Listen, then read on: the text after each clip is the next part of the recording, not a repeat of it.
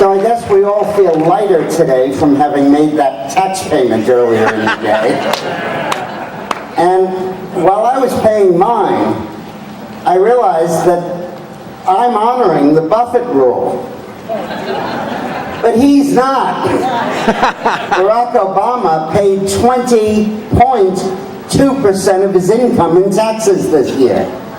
And he's pushing legislation to require everybody else to spend 30% of their income in taxes. It's almost worth getting him reelected just to make him do that. But it's not. You know, I wanted to come here today particularly because there is a man who I want to tell you about, who will be the next great President of the United States of America, Mitt Romney.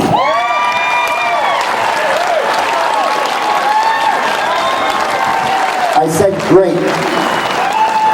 When I go to these Lincoln-Reagan Day dinners, I always tell them when I come back in 20 years with my walker and I have to be helped up the steps to go to the podium and I hobble over, it's going to be the Lincoln-Reagan-Romney Day dinner.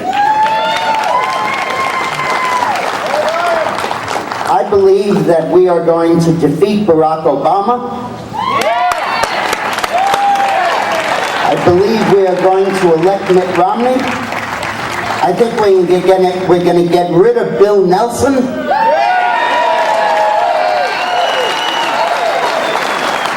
And that means we'll demote Mr. Reid to minority leader. And we'll set Nancy Pelosi back another 20 seats or so.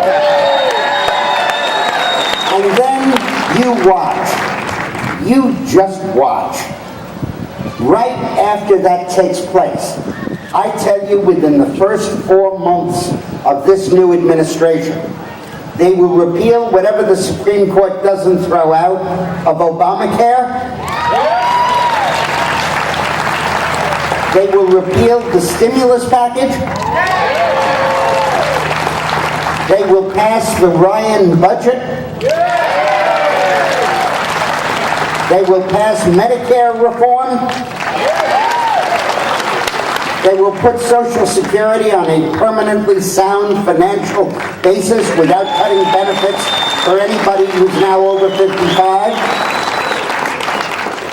They will prohibit the EPA from messing up with our manufacturing industry. They will prohibit the NLRB from jamming unionization down our throats, whether we like it or not. We will stand up to China and demand that they stop manipulating their currency. And this economy will be turned around very, very quickly.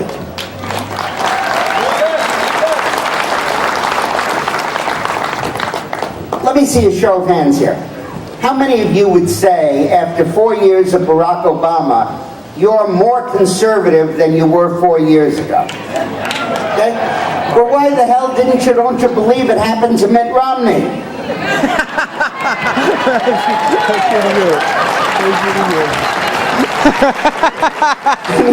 For God's sakes, he's seen the same stuff we have. He's seen how this president is driving the economy into the ditch. If there was ever a moment when you understood how vital conservatism was, it's these 4 years. And I don't think that Mitt Romney of 2008 would have been a great president. I didn't support him then. I wouldn't support that guy now. But it's not the same guy. We're not the same people. And he won't be the same president. He will be a great president of the United States.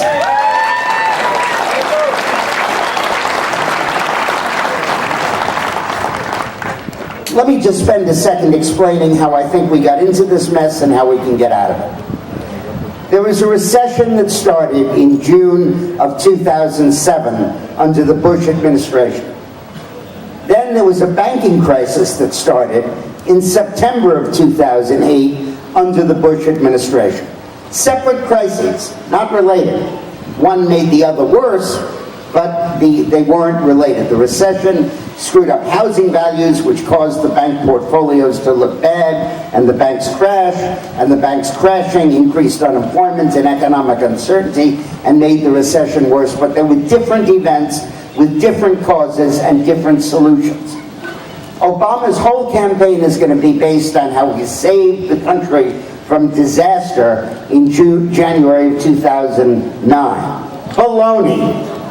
What happened was that in October of 2009, Bush and the Congress, Democrat and Republican, voted $600 billion or $700 billion of TARP bailouts. Most of that money was never spent.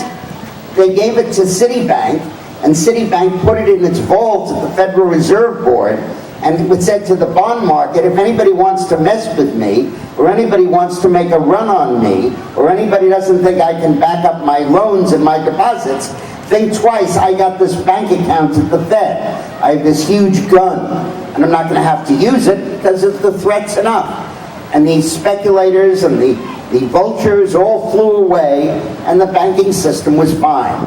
The only three institutions that didn't pay all of their money back was AIG and the two parts of the federal government, Fannie Mae and Freddie Mac. All the other private banks paid back every dime, most of them wanting to pay it back faster than Obama wanted to let them. Then Obama took office in January of 2009, and he said, I'm going to lick this recession.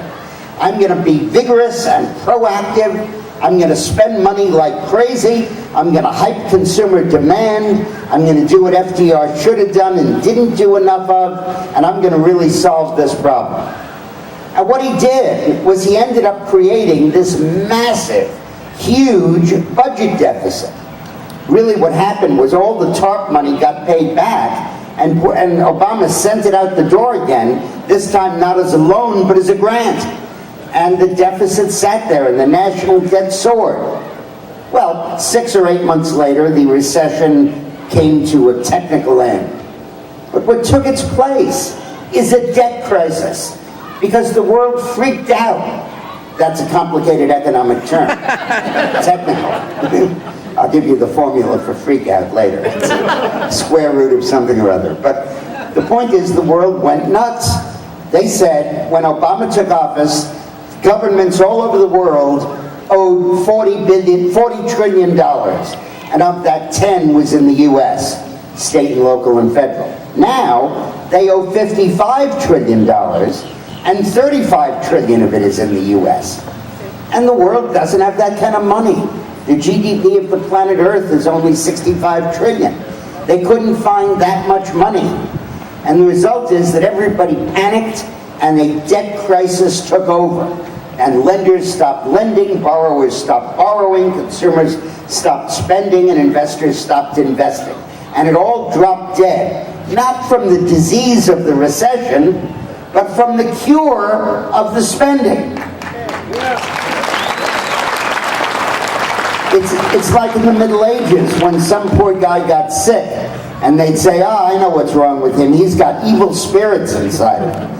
Let's cut his arm open and bleed him of a couple of pints and get rid of those evil spirits inside. And when the poor son of a gun was half dead, they said, see, he's still got evil spirits inside. They took out the rest of the blood, and after he died, he said, I told you he had evil spirits inside. That's what Obama's doing. The more our economy isn't responding, the more he spends, the more he borrows, and the more he borrows, the more it freaks out the rest of the world, the more all economic activity stops. And his solution is to borrow more money. Now, when you get Romney in there, he's going to stop the borrowing. He's going to cut back the deficit very substantially. I absolutely think the Ryan budget is going to be rubber stamped into action immediately. And I think that you're going to see a total reversal, because the world will say, hey, the debt level's coming down because the U.S. is under new management. And I think that's what's going to happen. And we need to make that happen by getting rid of Barack Obama.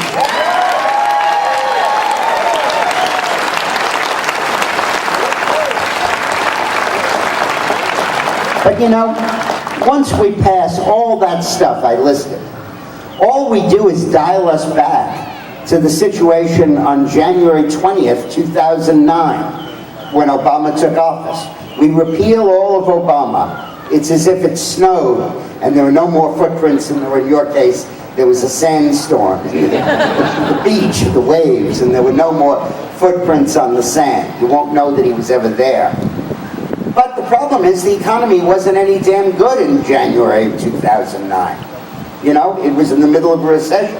Didn't have 8.5%, really 11% unemployment, had 6%, but it was still going up. We have to take this opportunity to fix what is fundamentally and basically wrong with the United States economy. And to me, that means adopting the 999 program.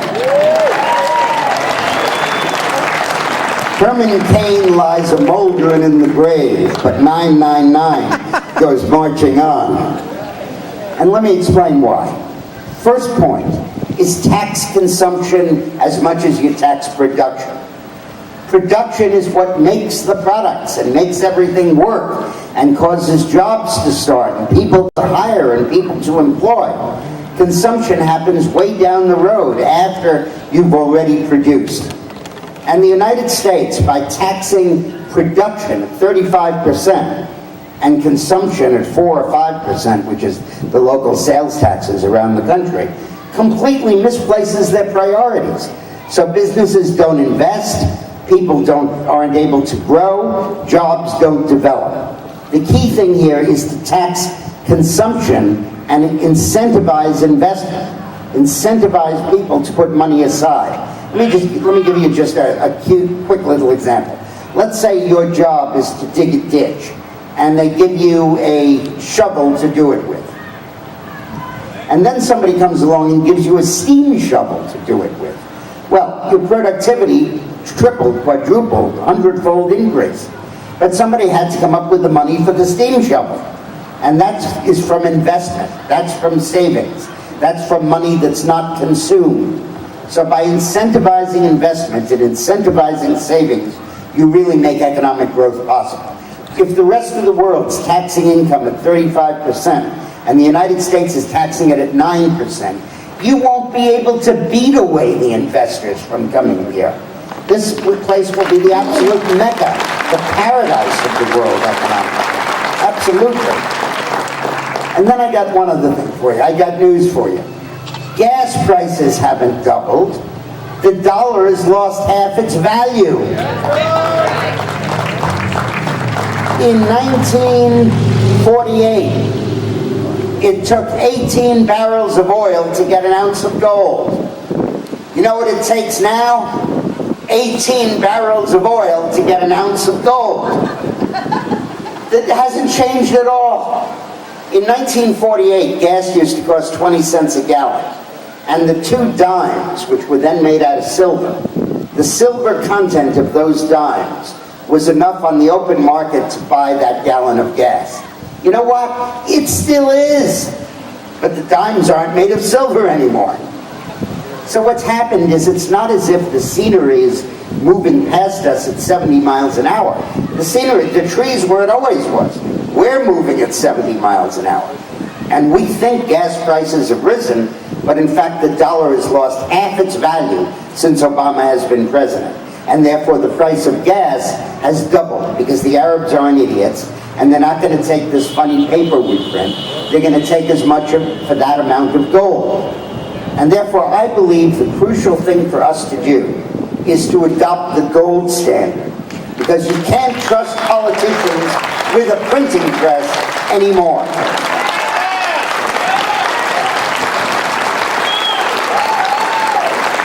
Now listen, this is going to be a long and a tough campaign. And we have to work like hell. Now what that means is, each of you has friends and associates, your soccer moms, your granddaughters' classmates, your high school reunion buddies, your business associates, all the people you socialize with or have known who are on your Christmas card list. You have to be the precinct captain of your Christmas card list. You have to go down that list and figure out who are the people you know are going to vote right. And who are the people who might not, who you really have a shot at persuading? Might be a few liberals, in which case I'd urge you to shrink your friendship list, but in any case, go after the swing voters on your personal list and send them clips, email them stuff. How many of you watch my lunchtime videos? Well, good. Every day at 11 o'clock in the morning, in your email box and on my website, you'll find a brand new video of that day discussing what's going on. I do that so you can send it to the swing voters on your list. Send it to them.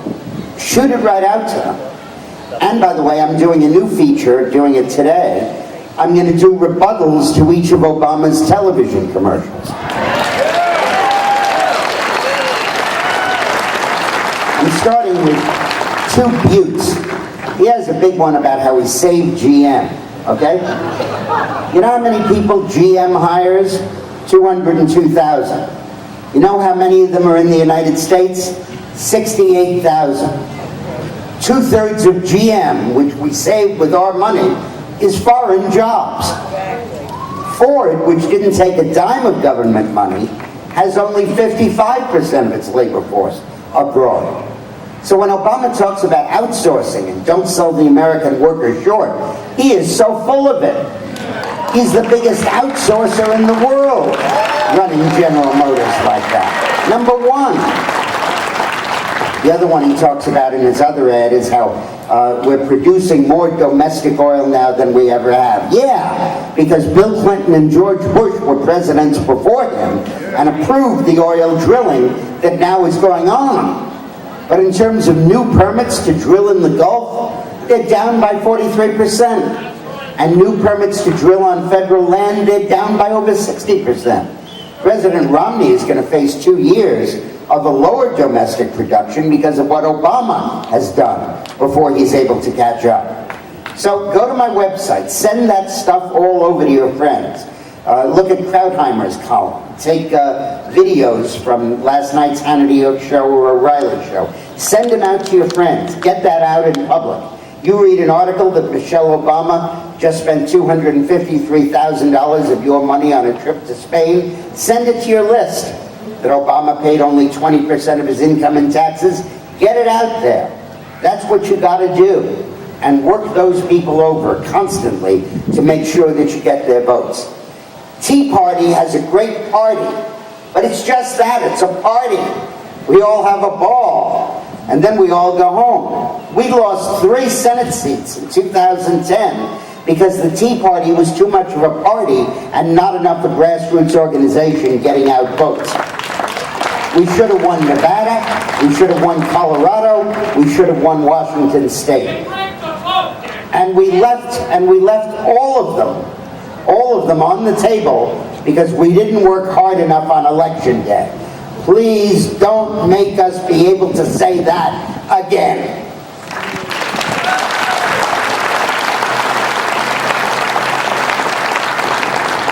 I'll just close by restating the obvious. I mean, it's so obvious it doesn't even bear repetition. This is, by far, the most important election in our lifetimes. By far.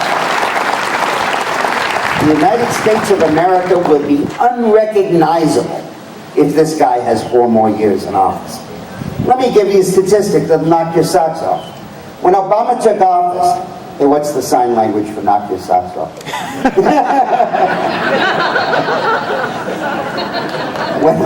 When Obama took office, there were 135 million people with jobs and 65 million without jobs in the United States. Now there are 139 million people with jobs and 100 million without jobs.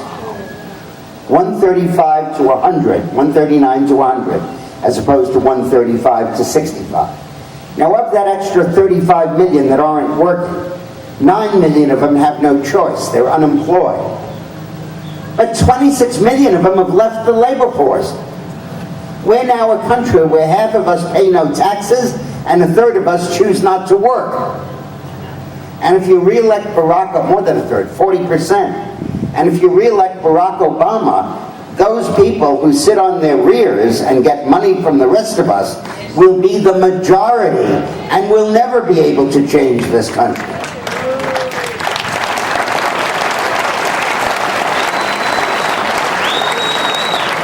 Those are really the stakes. You're looking at our becoming one great big Detroit or one great big Greece. And that's what we're looking at if we re-elect Barack Obama.